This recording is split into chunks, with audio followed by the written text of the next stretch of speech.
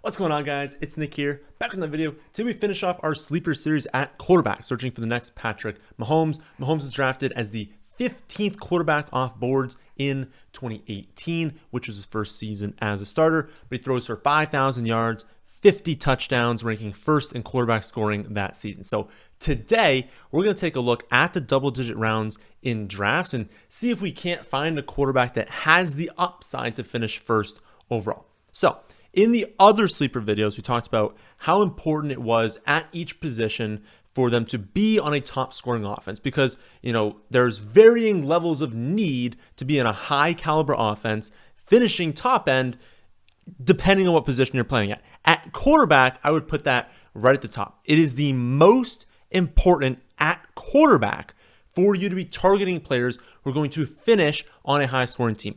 Over the last 9 years, only 2 quarterbacks have finished in the top 3 in points per game playing at least half the season and have not been on top 9 offenses. So only twice, again, over a 27 quarterback sample, again, top 3 quarterbacks for the last 9 years, only 2 of them have not been on top 9 offenses. It was Deshaun Watson back in 2019 and Russell Wilson back in 2017. In 2017, only 2 quarterbacks scored more than 20 points per game. So it was just a very down year for the quarterback position. Then in 2019, Watson accounted for 77% of his team's touchdowns, and we also saw a lot of injuries at the quarterback position that season. So basically, unless you get a ton of injuries at quarterback, you're going to need to be on a top 7 offense to finish top 3 in points per game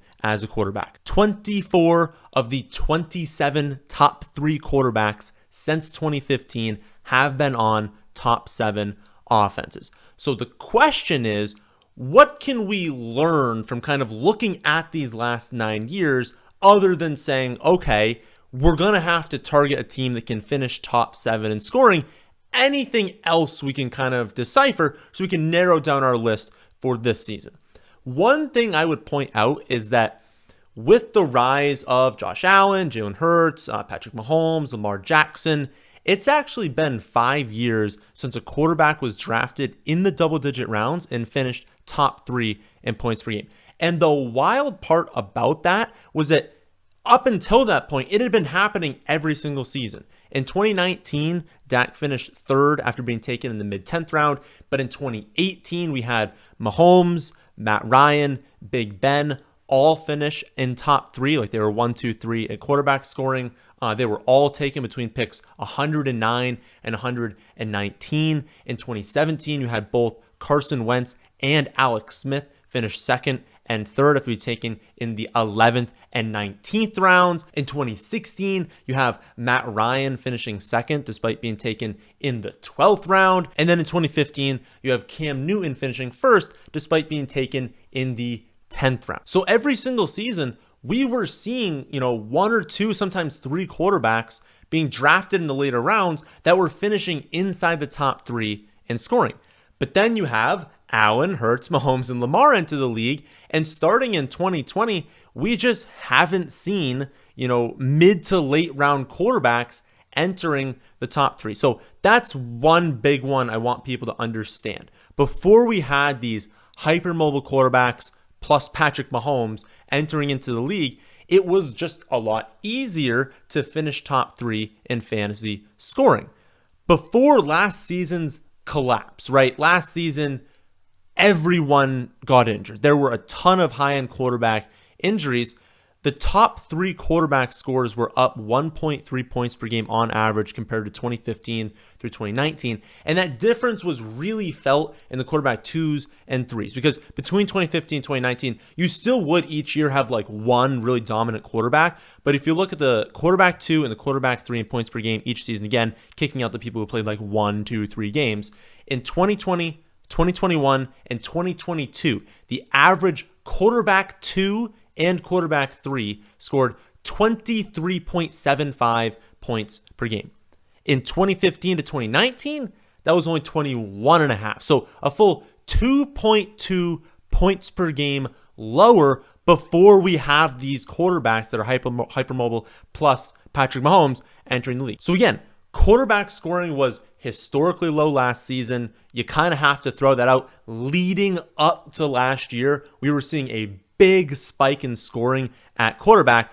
But last season, you have Herbert, Cousins, Burrow, Kyler, Watson, Anthony Richardson, and Daniel Jones all missing significant time. It wasn't like they missed 1 or 2 games. These guys missed a huge chunk of the season. But again, understand that that's sort of unlikely to happen again. And so for a late round quarterback to finish top 3, they're going to need a lot more to go their way now than they used to. One other thing I want to point out is that mobility is good. We always like our quarterbacks to be capable of we don't need like Lamar Jackson, right? We'd like, 500 yards and 5 touchdowns on the ground would be fantastic, right? But that hasn't been what's really been elevating these late round quarterbacks in that stretch of time where the late round quarterbacks were hitting again 2015 to 2019. Cam Newton certainly kind of fits that bill, but the other breakouts were Matt Ryan twice, Carson Wentz, Alex Smith, Patrick Mahomes, Big Ben, Dak Prescott. Like, some players in that list can move, right? They're not complete statues, but you've got a couple complete statues on that list as well, and none of them are even remotely close to Josh Allen, Jalen Hurts, Lamar Jackson. So I think it's important to think, yes, we would like mobility late, but do not just throw out the pocket passers, because what we've seen from those quarterbacks is they just run into a really strong year. They run into a great year for the offense. The offense spikes up into the top 7. They get really lucky with passing touchdowns, or they're like, Big Ben in that season where they're throwing the ball 43, 44 times every single week. So again, it doesn't need to be a hypermobile quarterback. A pocket passer can do it. So what I figured we'd do is we try and figure out, who could be a top 7 offense, and just narrow down the list from there, being like, okay, well, what teams have quarterbacks going late, and then what quarterbacks do we think actually have a chance of elevating their game? So the following is, in order, the top 20 teams in projected points per game. The 49ers, Lions, Chiefs, Bills, Dolphins, Eagles, Cowboys, Bengals, Ravens, Texans, Packers, Rams, Falcons, Jets, Jaguars, Bears, Colts, Cardinals, Browns, and Seahawks. Among those teams, the quarterbacks being drafted in the double-digit rounds are Jared Goff, Matthew Stafford, Kirk Cousins, Aaron Rodgers, Trevor Lawrence, Caleb Williams, Deshaun Watson, and Geno Smith. In my opinion, that is the quarterback pool we are looking at. Yes, we could see a bottom 12 offense breakout into the top 7. That to me seems somewhat unlikely. So I think our best bet is just sticking to these top 20 teams in projected points per game, figuring out among those teams which quarterbacks are the most likely to finish top 3. In my eyes, I think Jared Goff is the most likely on this list. And I also don't know how close it is. I actually think, among the names on this list, I think it's by far he's the most likely to be a top 3 quarterback. Only the 49ers have an average team total for this season higher than the Lions. They are projected to score a ton of points this season. Detroit plays 14 of their 17 games in a dome. If you look at the splits for dome versus not dome for Jared Goff in his career, it is drastic. He averages 19.5 points per game in a dome, only 13 points per game outdoors. So if he's going to get a ton of dome games, that is fantastic for his scoring. The Lions have also scored the second most red zone rushing touchdowns over the last 2 years, and yet Goff still ranks 3rd in passing touchdowns. So we could see a situation where the Lions just lead the league in touchdowns scored this season. The luck pendulum of, touchdowns swings in favor of Jared Goff this season. Not a stretch to think maybe he just gets lucky with passing touchdowns. They lead the league in total touchdowns, and maybe he ends up leading the league in passing touchdowns this season. And I mean, if, he leads the league in passing touchdowns. You got to think there's at least a decent chance that he can finish top 3 in scoring. So I really do think he's just like the best value among the quarterbacks going in the double-digit rounds. After Goff, I would say next most likely is Deshaun Watson. Personally, I think there's a pretty decent chance that he's just not that good anymore. But realistically, we are only looking at like a top 15, 20% outcome. Like if we really want someone to finish top 3 in scoring, they're going to need their upside to hit. And so we shouldn't worry as much that like, yeah, he might be cooked, he might be bad. When you're in the Watson range, you're taking him plus someone else. If he ends up being terrible, you cut him. It didn't really cost you that much. And so when we're thinking about, okay, does he have the ceiling? I mean, realistically, do you think Joe Flacco is that good? No, right? Like we don't think Joe Flacco is that good of a quarterback right now. I mean, Flacco was 4th in points per game last season in his 5 starts to close the year. The Browns are going to play fast. They're going to run a spread offense, which means they're going to throw the ball a ton. We have that relative unknown surrounding Nick Chubb's recovery, and that like maybe he's out there relatively early in the season, but there's no guarantee they're going to lean on him when they get into the red zone. So again, like even if we think maybe Deshaun Watson is cooked, could easily be a bust, there's also a chance that he's healthy now. They lead the league in plays run. He throws the ball at a super high rate. And if that happens and he's not cooked, he's got pretty good weapons around him. And if Chubb's not going to start the season super healthy, there's a relatively clear path to him finishing as a high-end quarterback in fantasy. After Watson, I would say it's Caleb Williams. Yes, Williams is a rookie, but he was the first overall pick. There was a time when people were convinced he was a lock to be the next Patrick Mahomes. Walks into a situation that like could theoretically be better, and that I don't love the Bears coaching staff. But if you just look at the players around him on offense, it's awesome, right? DJ Moore, Keenan Allen, Roma Dunze. You can throw in there DeAndre Swift is a good pass catching running back. Cole Kmet, not an elite tight end, but a quality tight end, a good pass catcher. Like, I mean, I don't know. Like, you could probably have Arthur Smith and Adam Gase running things, and he could probably still succeed this season, just given how good that surrounding skill player cast is. And then you look at, strength of schedule. Bears are the 4th best quarterback strength of schedule this season. Like, there's a lot of factors that if Williams turns out to be as good as we thought he could be at times last season, he might be a year 1 breakout. We could have him having, a better season than CJ Stroud had last season. I will say this with him, why I say at times last year, again, to start last season, midway through last season, people were like, oh my goodness, complete lock to go 101, best quarterback prospect in a while, next Patrick Mahomes. Then he kind of dropped off a little bit. Like he still was the pretty clear 101 in the actual NFL draft, but he did drop off a little bit, and some people have some concerns about his upside. But again, we're looking, or at least his chance of hitting his upside.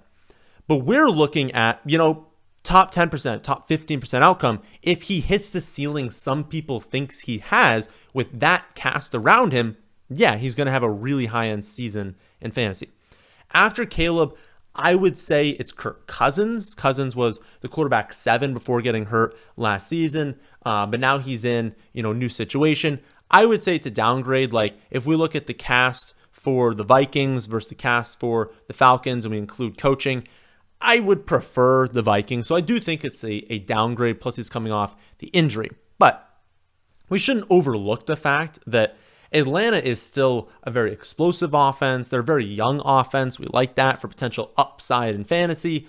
They have the easiest schedule in the league, so they just might be winning a lot of games and just be scoring a lot of points. They are projected to score the 13th most points per game this season. Again, the touchdown luck pendulum. Like, if that just swings a little bit in Kirk Cousins' favor and Atlanta really clicks, maybe they squeak into the top 7. Maybe Cousins just runs into a season where they're not converting at the goal line on the ground. They throw for a lot of touchdowns, and he spikes for 37 to 40 passing touchdowns. I don't think that's crazy to expect. In the 3 years leading up to last season, he averaged 32.3 passing touchdowns per season. Last season, he was on pace for 38 before the injury. So, unlikely? Yes. Unlikely he throws for 37 to 40 touchdowns, but that's also why he's the 19th quarterback off boards. I still think that makes him a very strong value. The offense was not good last season. We've got new coaching and we've got new quarterback play. The Falcons are going to look a lot better than we've seen in the past. And if they can click, I do think they have a lot of upside. After Kirk Cousins, I think next most likely is Matthew Stafford. And with him, honestly, it just comes down to Cooper Kupp. Like, Puka broke out in a big way last season, but the offense didn't really hit its ceiling because Kupp was basically never healthy last year. Like, he was battling back from injuries, then he got new injuries. Like, there's a lot of reports that at no point last season was he 100% healthy. But imagine the ceiling if both Puka and Kupp can stay healthy, and Kyron can keep defenses honest. He can stay healthy. Like, if this offense is just healthy, Stafford's got some upside this season. All of a sudden, we're looking at like having Kupp and Puka, two players you can scheme very explosive plays to. Like, this could be an offense where we're sitting there like, oh my goodness, like every drive they have an explosive play. This is awesome to watch. We think back to 2021 when we really saw him break out, 4,900 passing yards, 41 touchdowns. That's absolutely in Stafford's range of outcomes. And he can push past that again if Kupp and Puka can both stay healthy.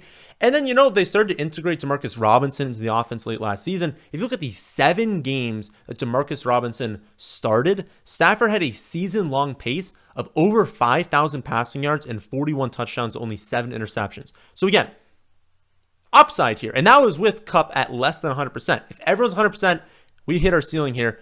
We could have a season where he has 5,000 passing yards, 45 touchdowns. That could finish top 3.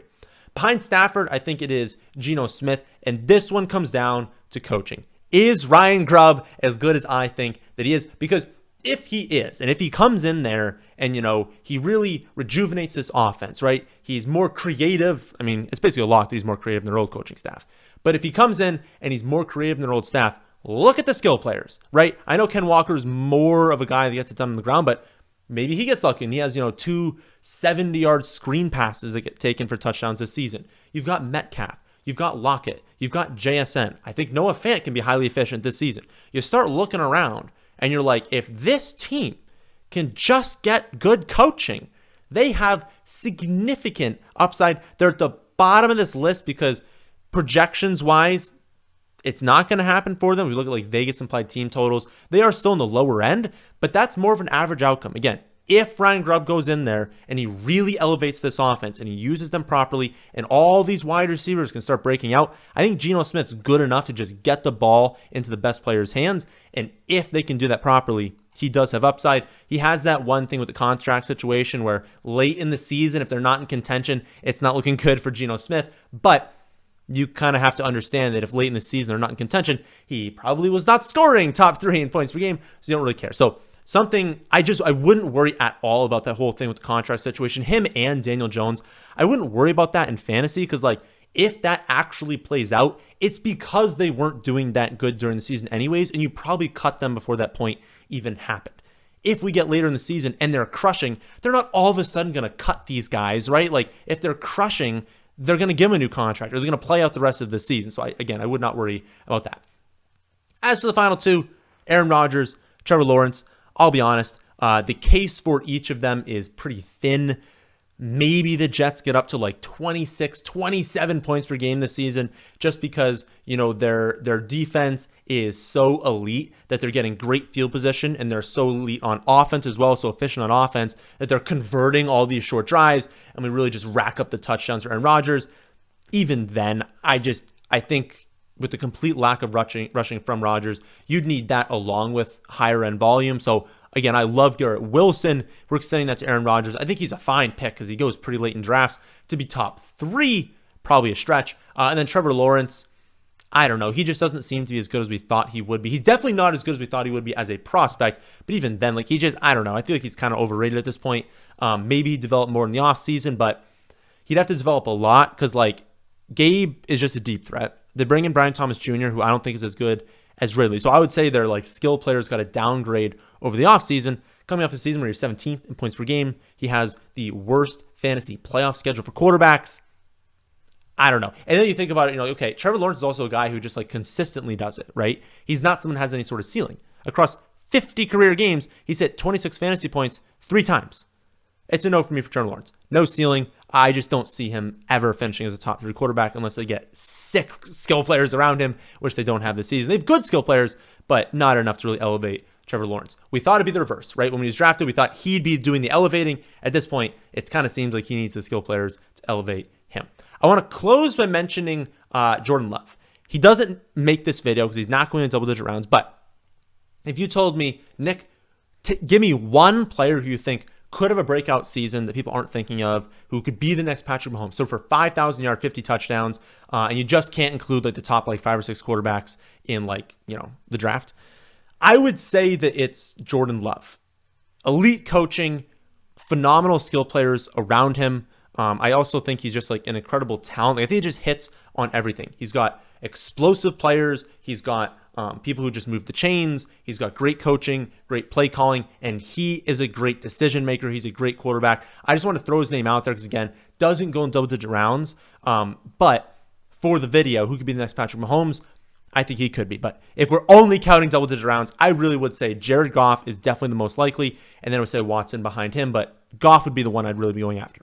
So those are the quarterbacks I think have the best chance to finish top 3 in quarterback scoring in the double-digit rounds. Again, also adding on Jordan Love. Let me know who you think could have a breakout season in the comment section below. And if you want to see my sleeper picks for all other positions, I already made the exact same video for running back, wide receiver, and tight end. You can find links to those in the description box down below. I'll be back tomorrow to go over initial camp news. We finally have training camps opening, so we're going to go over some initial news over there. But that, my friends, is in this one. Please leave a like if you watched this far. Subscribe to the channel. Click the bell icon if you are new here. Thanks for watching.